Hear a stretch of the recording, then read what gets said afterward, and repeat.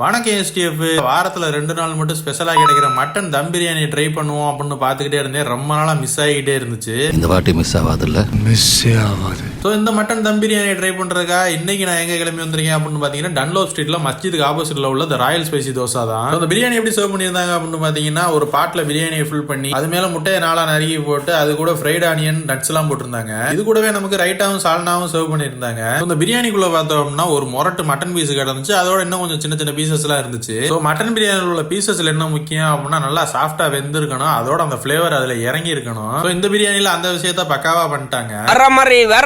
அதுக்கப்புறம் இந்த பாஸ்மதி ரைஸ் பிரியாணி, இதோட டெக்ஸ்டரும் சூப்பரா இருந்துச்சு, கலரும் சூப்பரா இருந்துச்சு, அதோட டேஸ்டும் வேற லெவலா இருந்துச்சு.